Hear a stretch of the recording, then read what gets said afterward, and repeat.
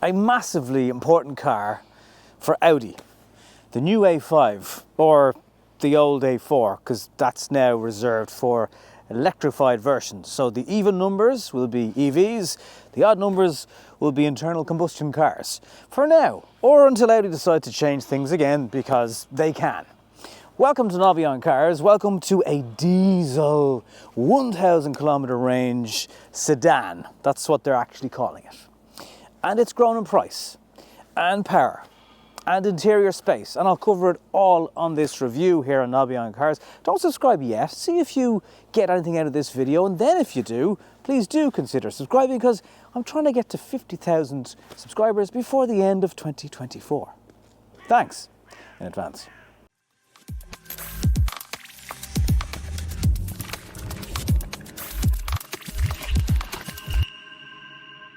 Details, details, details. You can get matrix headlights in the car. The bonnet now has these huge grooves on either side of it. Front still feels Audi-like. The flush badge that we've seen for the last few years, and these huge dark grey inserts over what are air curtains. Look smart, I think. On the side, quite a sleek and elegant looking car. There's chrome on the sides. The rear swoops down to give you the sportback style of the previous A5. It sits really, really low to the ground, both physically and inside the car.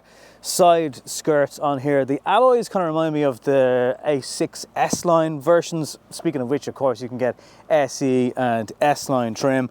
All versions, diesel or petrol, will have a 7-speed automatic gearbox, and there's a 150-ish brake horsepower, a 201 brake horsepower in the petrol and the diesel. There's Quattro only in the diesel, and there's an S5 available and an RS5 on the way. The handles are now totally flush, they don't even pop out, but beneath this part is a release button. Keyless is very, very subtly etched into the side of the car. Lower side skirts on this version. There's chrome, shark fin aerial, a really sloped, it's a sport back, I don't care what they call it. And there are definitely styles and cues of the 2 Series Grand Coupe, in my opinion. Let me know whether you agree or disagree, or what you think this car reminds you of. But overall thoughts, good looking? Not good looking? Let me know.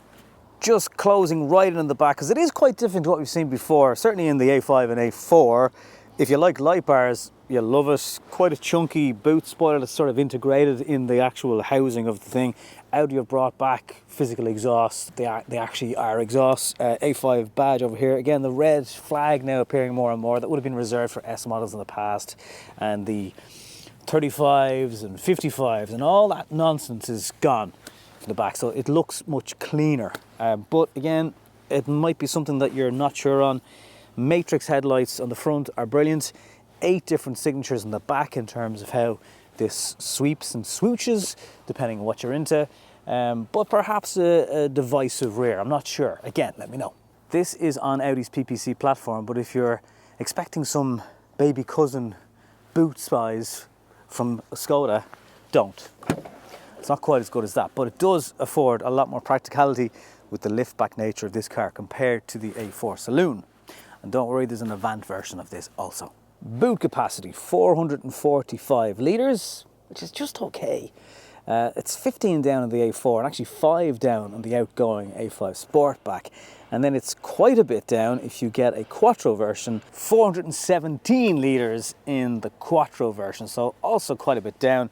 I do like the fact that there's not much of a lip, there's no additional space underneath this floor, however, so even depth-wise it's a little bit challenged.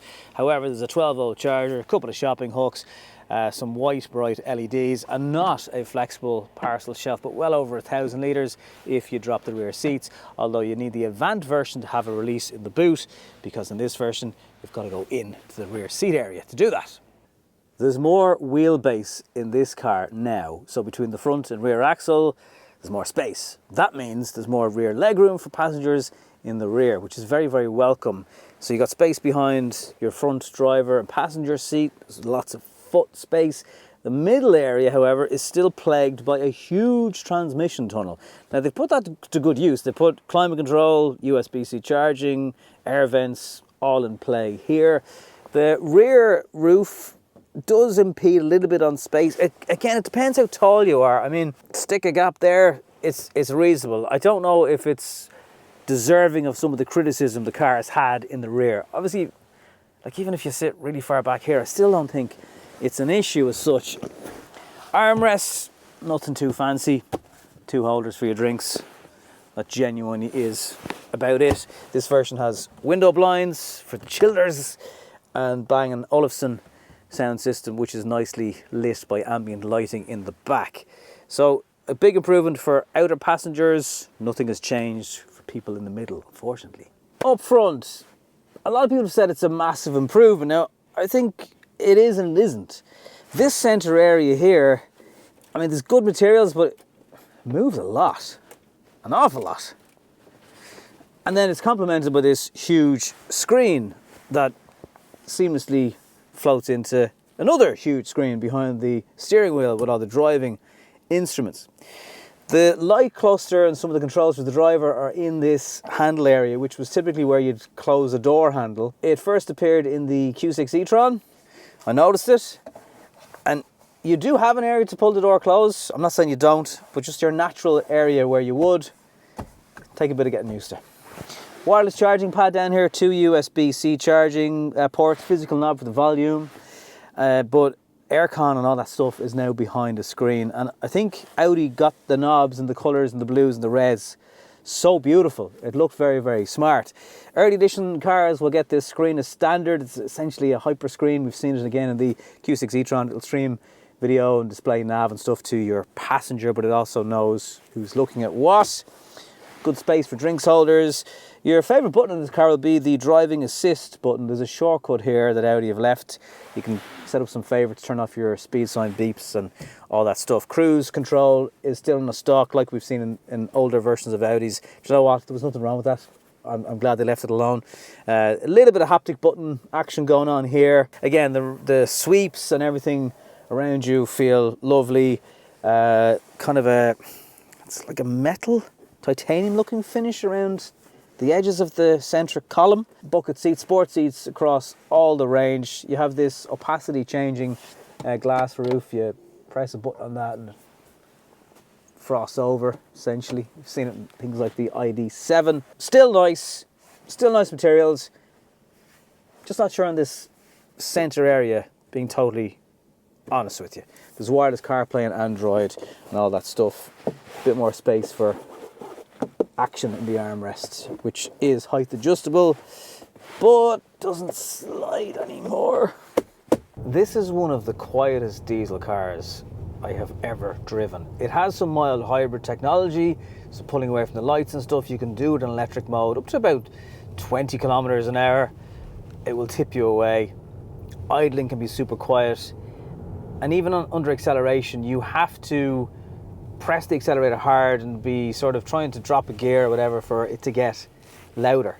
Up until that point, it's very, very quiet, and just, it's a city friendly car to be driving around in because it's so quiet. Now, I'm not saying that it's going to be useful for city runs in this diesel. I'm not saying that. I'm just saying it's so friendly in the sense of it's easy to tip around slow moving traffic. It's so quiet. Like you would think you're driving a petrol a lot of the time. So this diesel version can do as low as 125 grams of CO2 per kilometre, which is the lowest in all of the engine lineups.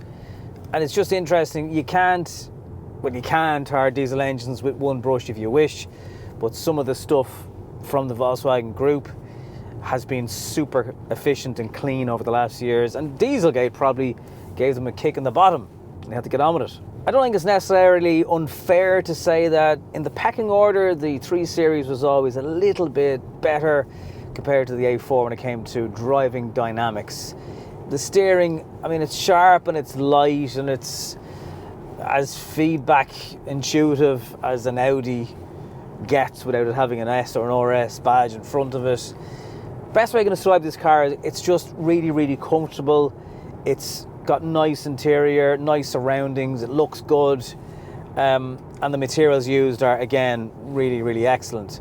If you're looking for a driver's car, it's probably not that. But if you're looking for a comfortable car, decent over bumps, speed bumps, potholes, then this is your car. Now, if you're watching this in the UK, you're talking about 50 miles per gallon, maybe even up to 56 in the diesel, sort of low 40s for the petrol version. In our language here in Ireland, somewhere around 6 to 7 litres per 100 kilometres. I've no doubt on a longer journey, you'd probably get it to do 5.5, maybe even, which is pretty good for a car with 201 brake horsepower.